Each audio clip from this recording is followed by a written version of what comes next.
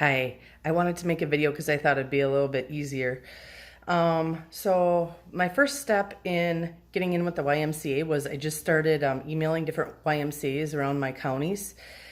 And my county I live in Manitowoc, Wisconsin, and my county, they had no interest in me, pretty much. So the surrounding county, though, Sheboygan County, ended up kind of talking to the Manitowoc people, and then I kind of had it in with a lesson kid. So you just kind of got to put it out there and kind of feel around for where you can find somebody that's connected a little bit too. But look for, I had to find an outdoor camp. So this one's just for outdoor activities, and that's where this is taken off. I started out my first year maybe with 2 weeks of camp, I want to say. And I'll get more into in just a minute exactly what it entails. But now I'm up to 6 weeks, and then I also have a double camp of Girl Scout camps that comes for a week too in there. And then I have my own camps that I run out of my place. And then I also run some camps up in Door County, Wisconsin, at my parents' place where I grew up. So kind of do trail riding and a little more things like that. It's kind of like a retreat, we call it.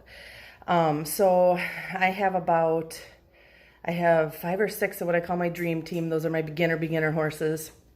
They consist of 3 Percherons, actually, a Hackney pony and a Welsh pony. And then I kind of have a fill-in usually. It might be one of my saddlebreds that's kind of an advanced beginner horse, but they can't be used in beginner lessons all the time because it won't work anymore.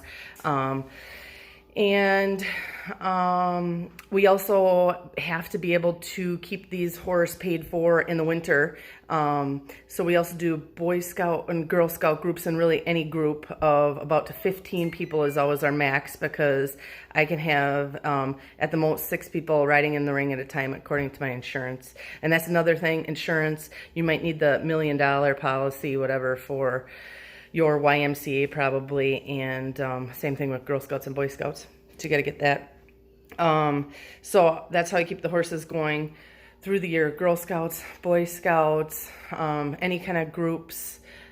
Like I said, up to 15 we take. And I can't think. Oh, we also do special needs lessons. So these beginner horses also get used in the beginner lesson or the special needs lessons. And we have probably about, I don't know, 12 students or something now. So we're getting close to like almost 20 lessons a week with special needs riders. I'm certified for that. I've been doing it for a long time, but this is the biggest program I've ever had going at my farm. So if you do have a beginner string, you got to be able to use them throughout the year to be able to pay for themselves. Besides our lessons, we probably average around, I don't know, 30 to 40 lessons a week, I would say would be our average. In the summer, we'll do 1,000 riders between, the busy season and the end of busy season, which for us is like the first or second week in June until the last week in August almost. So that's between camps, special needs lessons, and our regular lessons. I gotta think of what else I'm trying to tell you. How much they come for and what they pay. So we work with, because this is the size we work with groups, like I said, of 15. So the camps send us 15 kids. They come for 2 hours, and we split them up into 3 groups, and 3 groups of 5. So we have one group that's riding. We have one group that's doing on the ground stuff, and that's me. I have one instructor, just me and one instructor, and then our advanced riders are volunteers for all of this, and they get points and blah blah blah. But anyway, so it's 2 of us really teaching, and then sometimes we can have one of the teenagers, or right now we're lucky to have a volunteer that is a retired teacher, and she's awesome. So anyway, one group's riding, one group is doing on the ground stuff in hand maybe, or with a live animal, a horse sometimes, but we actually use all of our animals. But what I use for the in hand on the ground are a little mule, he's like a little mini mule, and a mini donkey. And they groom them, they learn to lead them, they end up doing an obstacle course with them at the end, they feed them, they have a real good time with them.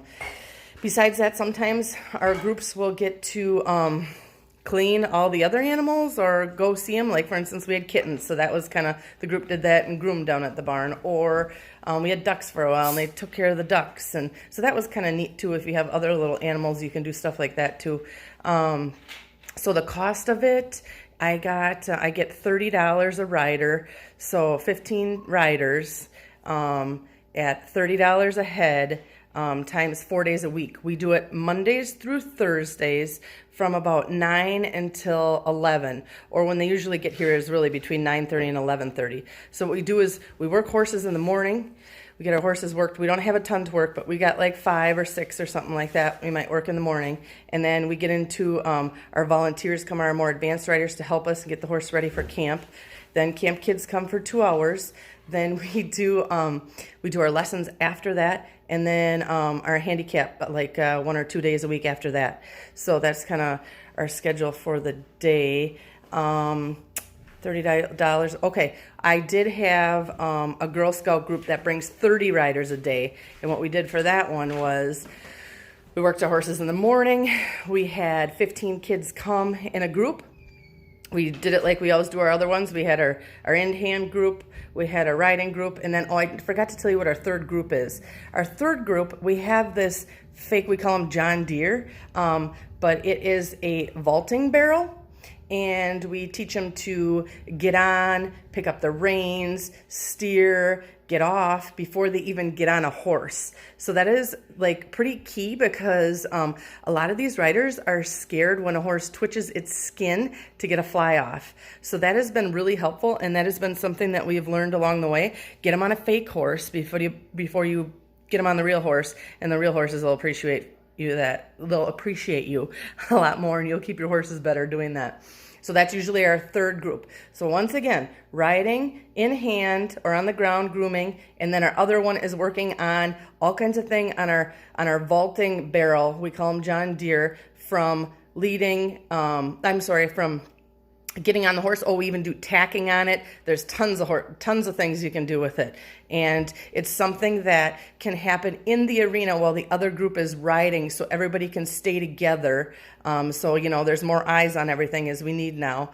And you can watch over everything. I'm trying to think of anything else I can think of. That's what I can think of for now. I'm going to end this video now because it's definitely long enough. I'm going to send it out to some of you. And if you have any questions or you want to talk to me on the phone, let me know, because I got a lot more to say. Have a good day.